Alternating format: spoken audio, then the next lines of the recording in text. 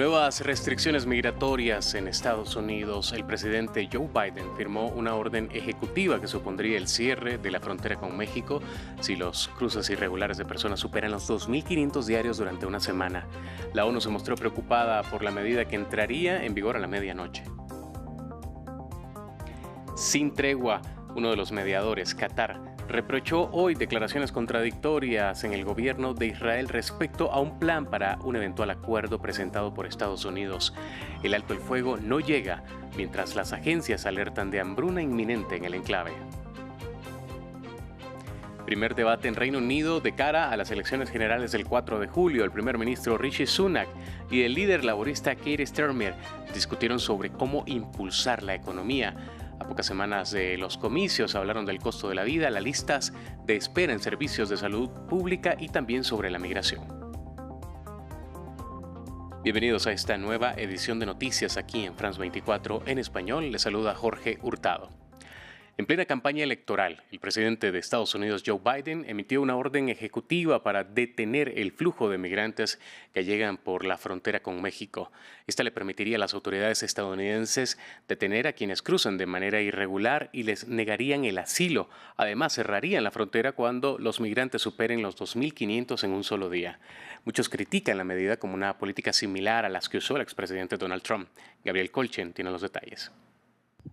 El cierre de la frontera sur de Estados Unidos es lo que podrían encontrar los migrantes desde la primera hora del miércoles. El presidente Joe Biden firmó un decreto que ordena restringir las solicitudes de asilo si es que el número de cruces irregulares supera los 2.500 al día durante un promedio de 7 días. La orden permitirá la expulsión de dichas personas a México o a su país de origen. La restricción se podrá mantener hasta que el número de cruces sea inferior a los 1.500 por día durante 14 días. Según Biden, el objetivo es restablecer el control de sus fronteras. Debemos afrontar los hechos. Para proteger a Estados Unidos como lugar de acogida de migrantes, primero debemos asegurar la frontera y debemos hacerlo ahora.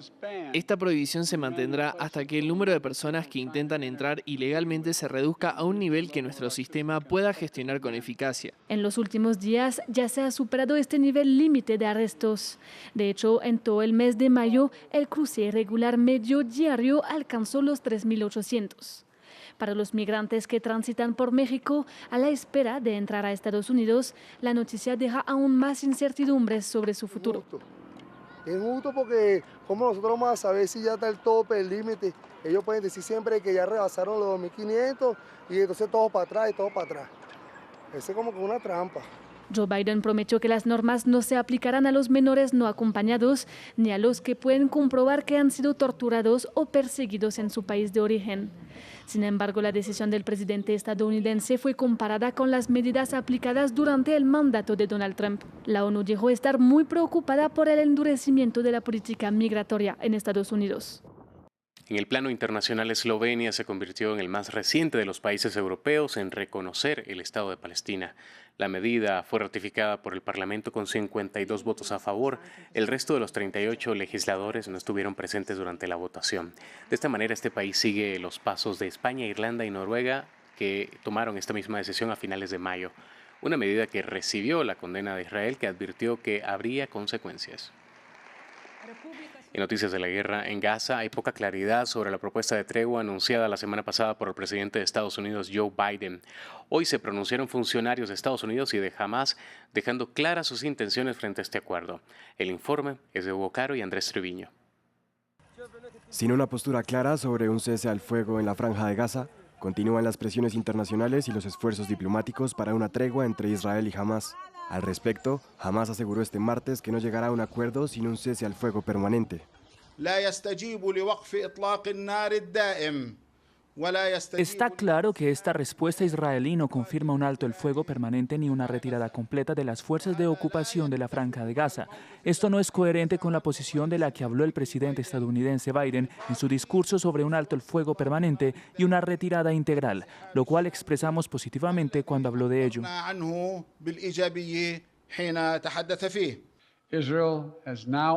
Israel has offered Esto en respuesta a una propuesta israelí revelada el pasado 31 de mayo por el presidente Joe Biden, que incluye un alto al fuego, el aumento de ayuda humanitaria y un canje de prisioneros por rehenes.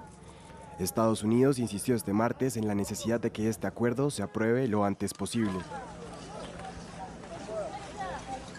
La comunidad internacional debe seguir insistiendo en que Hamás acepte este acuerdo. La propuesta que está sobre la mesa es casi idéntica a lo que Hamás dijo que aceptaría hace apenas unas semanas. Israel ha dicho que está listo para implementarla. Es hora de finalizar este acuerdo, poner fin a la violencia y construir un futuro mejor tanto para los palestinos como para los israelíes.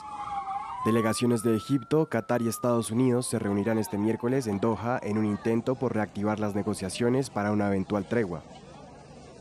En terreno, este 4 de junio, Israel atacó y bombardeó el centro y el sur del enclave, matando a unas 19 personas en las zonas de Rafah y Deir al-Balá.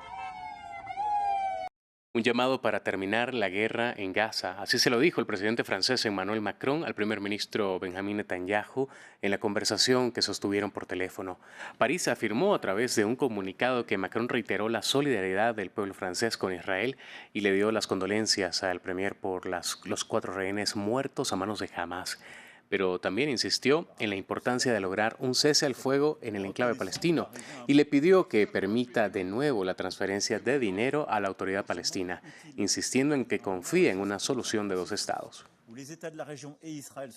La presión de los líderes occidentales hacia Netanyahu no paró ahí. Su mayor aliado, el presidente de Estados Unidos, Joe Biden, habría insinuado que Netanyahu estaría alargando la guerra para su beneficio, aunque sus palabras no fueron explícitas al respecto. El primer ministro israelí enfrenta una división al interno de su gobierno. Desde partidarios de la extrema derecha hasta opositores han amenazado con retirarse de la coalición por sus decisiones sobre la guerra. Y ya hay una petición en el Parlamento para adelantar las elecciones. En ese contexto, esto fue lo que dijo el presidente Biden.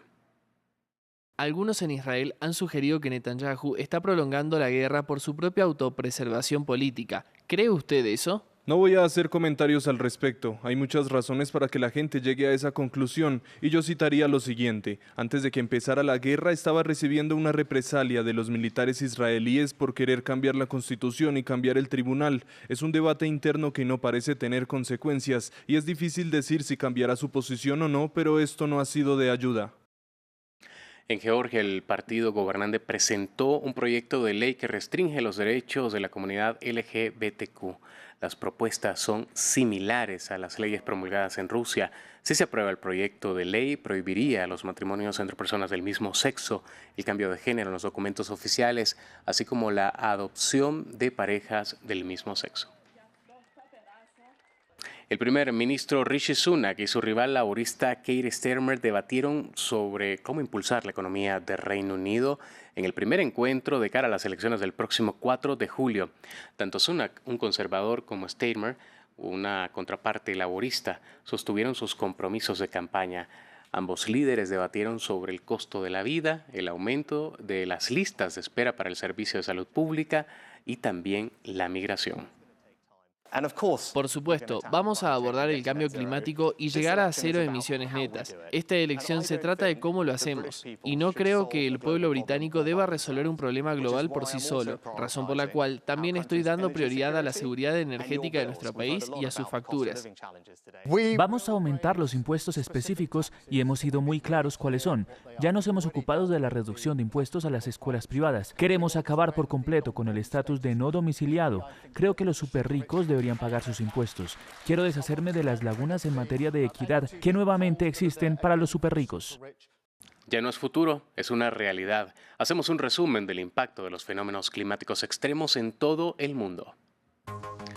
La ciudad de Passau, en el sur de Alemania, declaró el estado de emergencia por el aumento del caudal del río Danubio, tras días de inundaciones en el sur. Las fuertes lluvias obligaron a miles de personas a abandonar sus hogares. Hay 3 fallecidos. Varios incendios forestales azotaron Turquía. Un video del distrito de Oraneli, en la provincia noroccidental de Bursa, muestra las llamas en una zona boscosa. Al menos 80 vehículos y 242 personas trabajan para controlar el incendio. Turquía experimentó algunos de los mayores incendios forestales de su historia en el año 2021. Un tornado golpeó Tokhnak, una ciudad en la provincia costera de Sudáfrica. El Servicio Meteorológico Nacional había emitido un aviso de nivel 4 por fuertes lluvias y posibles inundaciones. El tornado dejó destrucción de varias viviendas y el desplazamiento de personas. Vamos a cambiar de tema. Hoy se cumplen 35 años de la violenta represión de las protestas estudiantiles y pro-democracia en la plaza de Tiananmen en Beijing. China intenta borrar los recuerdos de la represión. En aquel momento el gobierno envió 180.000 soldados y policías armados con tanques y vehículos blindados para terminar con meses de protestas y mantener el régimen comunista, disparando a la multitud en la plaza liderada por estudiantes. Se cree que cientos, si no miles de personas murieron en la operación que comenzó la noche del 3 de junio y se prolongó hasta la mañana del 4 de junio de 1989. En China el evento se recordó en silencio y bajo fuertes medidas de seguridad. En India, el primer ministro Narendra Modi consiguió los votos necesarios para un tercer mandato, pero con una mayoría muy reducida. Se trata de un revés electoral para Modi, que ha mantenido un estricto control de la política del país. ¿Qué provocó ese descontento de los votantes? Tenemos el reporte. Las elecciones generales de la India estaban destinadas a ser fáciles para el primer ministro Narendra Modi. En cambio, por primera vez desde que su partido BJP llegó al poder en 2014, parece que no será capaz de asegurar una mayoría por sí solo. El resultado no pareció ensombrecer su discurso de victoria. En este bendito día, la Alianza Democrática Nacional está segura de formar el tercer gobierno consecutivo. Los ciudadanos han expresado su plena confianza en el BJP y la NDA. La victoria de hoy es la victoria de la mayor democracia del mundo. El líder había puesto el listón muy alto, esforzándose por ganar más de 400 de los 543 escaños y una supermayoría, con una campaña polarizada centrada en las políticas nacionalistas hindúes. Pero esta ambiciosa idea pudo haber sido parte de su perdición. El principal opositor, el Partido del Congreso, aprovechó el temor de la opinión pública a que el oficialismo intentara cambiar la Constitución. Animados por los resultados, afirmaron que las elecciones habían supuesto una pérdida moral y política para el primer ministro. El país ha declarado unánime y claramente: no queremos que el señor Narendra Modi y el señor Amit Shah participen en la dirección de este país. No nos gusta la forma en que han dirigido este país. No apreciamos la forma en que han atacado la Constitución. El poder adquisitivo también fue clave en el panorama de descontento de los votantes. Aunque bajo su liderazgo el país se ha convertido en la quinta economía del mundo y en uno de los más dinámicos respecto a su crecimiento, los críticos afirman que no ha abordado la desigualdad. Los millonarios se han multiplicado, mientras que el desempleo juvenil se ha disparado y un gran número de personas sigue viviendo por debajo del umbral de la pobreza. Aunque sigue teniendo el control, Modi se encuentra ahora en un terreno desconocido. Al depender más de una coalición, puede que tenga que adoptar un enfoque más asistencialista. En noticias de América Latina, el gobierno de Argentina comenzó a repartir parte de los 5 millones de toneladas de alimentos que tenía en bodegas desde diciembre del año pasado y que estaban destinadas a los comedores comunitarios. El ejército está distribuyendo los 465.000 kilos de leche en polvo en poder del Ministerio del Capital Humano. Sin embargo, todavía no ha cumplido la orden judicial de presentar un plan que explique cómo será la distribución y cuándo se vencerá el resto de los alimentos. Y esta repartición inicial fue principalmente para provincias como Mendoza, Entre Ríos y Tucumán, donde justamente gobiernan funcionarios del Partido de Gobierno La Libertad Avanza o alguno de sus aliados. La mayoría de las 350 obras de arte que fueron rescatadas de un incendio en Dinamarca pueden ser restauradas. En abril, las llamas consumieron la antigua Bolsa de Valores en Copenhague, donde desde hace más de un siglo opera la Cámara de Comercio. Allí había cientos de pinturas, de artefactos que fueron rescatados del incendio, pero muchos de ellos quedaron gravemente dañados por el fuego, por el manejo que se les dio durante la emergencia y especialmente por el agua de los bomberos. Ahora, expertos del Museo Nacional sostienen que se podrían restaurar, aunque no precisaron cuánto podría costar esa restauración. Y de esta forma llegamos al final de esta edición. Usted continúe con más de la programación regular de France 24 en español.